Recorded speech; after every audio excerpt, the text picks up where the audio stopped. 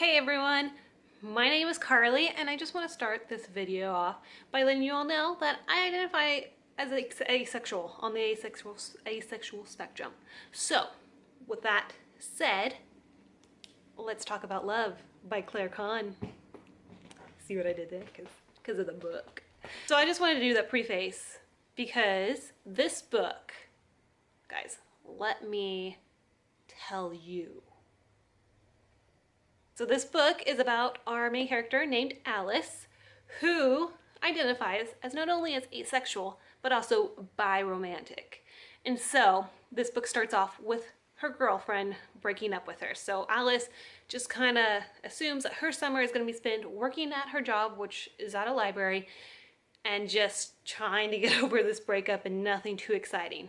Then at the very beginning of the summer, she walks into work and she sees Takumi, a new hire who she is instantly attracted to. Instead of the boring and predictable summer Alice is expecting, what ends up happening is a summer of many changes for Alice in terms of coming in terms with her sexuality and how attracted she is to Takumi and how to handle her relationship with her parents. Okay. That's a little plot summary of this book for you if you don't want to know anything else more. I don't know how much more spoilery it can get, but you might want to stop watching it and then come back and watch it once you've read the book if you're interested in this book. I don't think I've ever read a book with an asexual character. I read a lot of fan fiction, and some of the fan fiction I've read with asexual characters, just the characters are very out of character to me, and the way to describe asexuality is literally, it feels like the author went and looked at the definition of asexuality and applied that to the characters, in the sense that it does not feel like a real character who is asexual. It feels like a character who is telling me what asexuality is, if that makes any sense.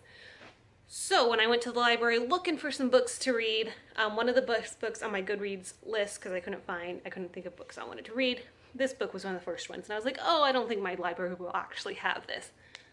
Then I see the new release section and the young adult section, and this is literally sitting there like just it's not even like this on the shelf.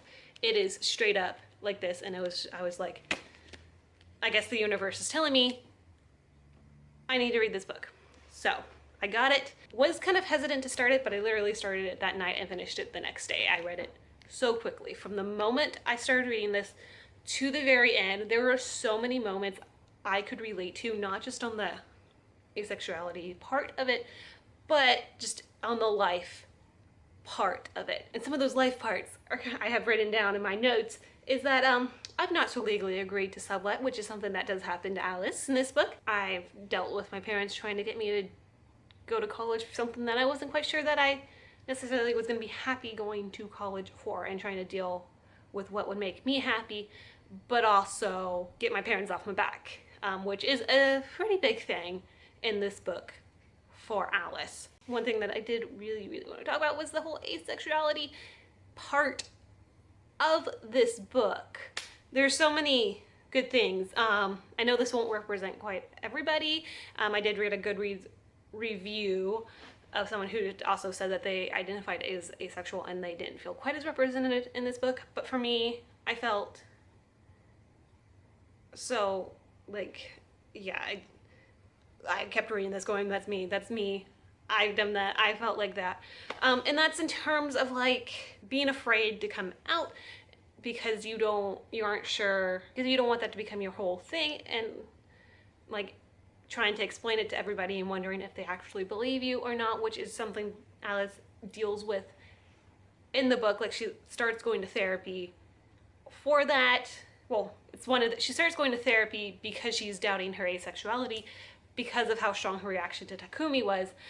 But the whole coming out thing does come up in her therapy sessions, and she does admit that she doesn't want to be asexual Alice. She just wants to be Alice, and she's afraid if she comes out, she's just going to become this walking, talking billboard for like asexuality, which is totally understandable. I like totally relate to that. And then how Alice describes sex to people, how like she feels about it is, again, just relatable because that's how I have feelings towards it.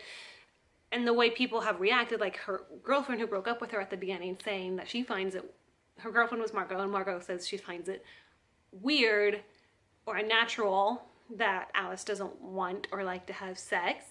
And that kind of does scar Alice. It's one of the big underlying issues Alice has throughout the book, where she's afraid to come out because her ex-girlfriend had this strong negative reaction, which I kind of have had someone say the same things to me before, and that like I shouldn't just be afraid of being in a relationship, which doesn't have much to do with the sex part of anything, but I can relate because I've had someone say very similar things to me, and then it does make you wonder if you're broken or wrong, or if everyone is going to think that, which leads into the whole people not understanding.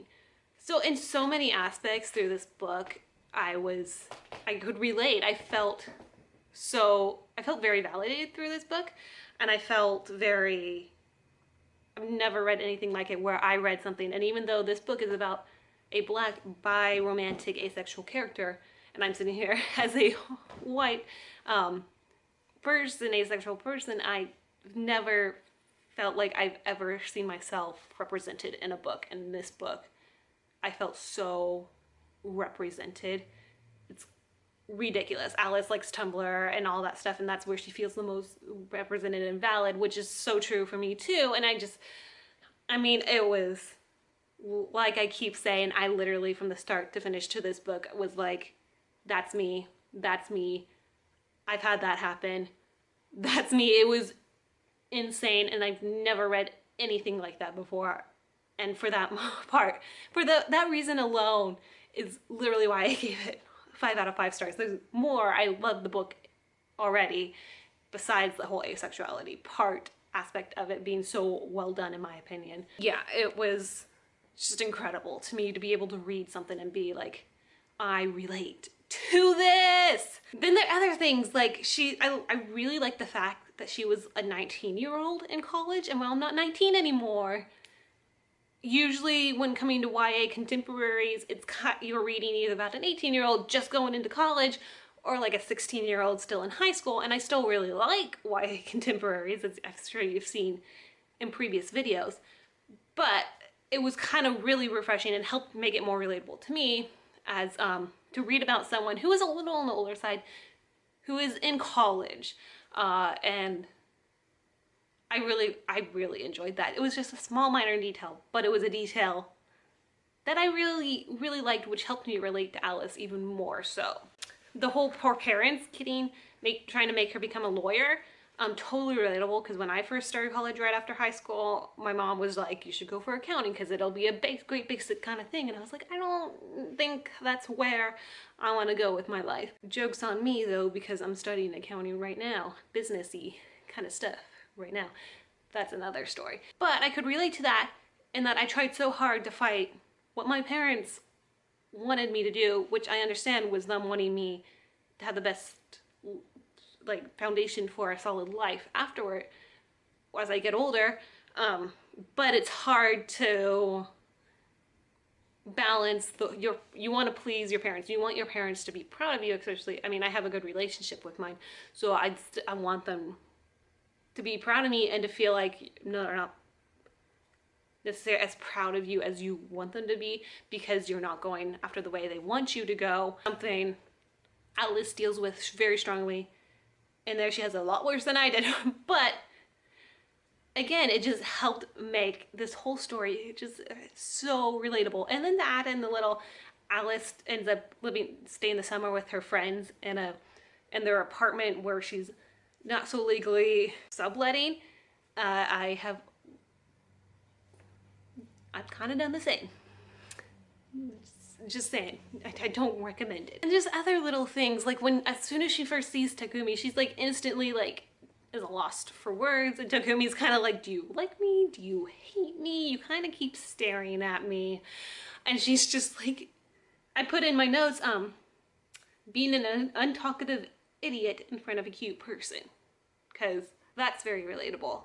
And I'm sure that is very relatable to a lot of people, not just me and Alice. On page, I think this is 33, she's talking to her friend saying, like, I was stupid about Takumi. She says, like, I was stupid. I'm serious. Don't look at me like that. My mind went completely blank and filled up with white noise.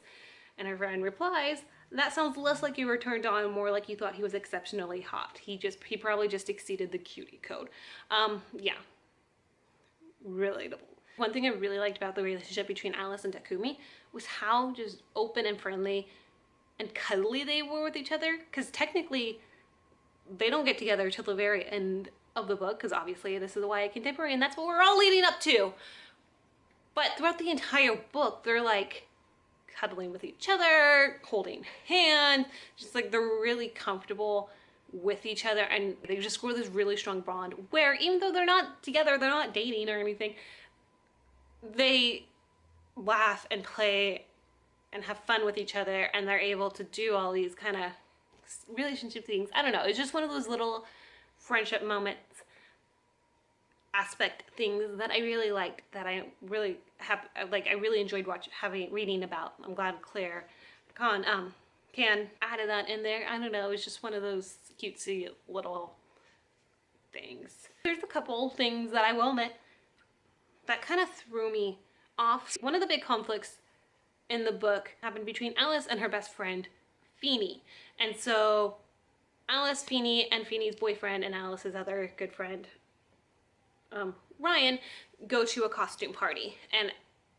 at this point Alice has been like talking and moaning and about Takumi to Feeny for a while. So Alice invites Takumi to this party, and Feeny's like, I want to meet him, I want to meet him, I want to meet him. And so Alice is like, fine, you guys can meet him that night. And so they all go to the party. Takumi's running late and everything, so it's just Alice, Feeny, and Ryan, and they're talking, and Alice is kind of like, they're like, oh, we haven't really had like a family night, just a night where all three of them hang out together, watch movies, that kind of thing.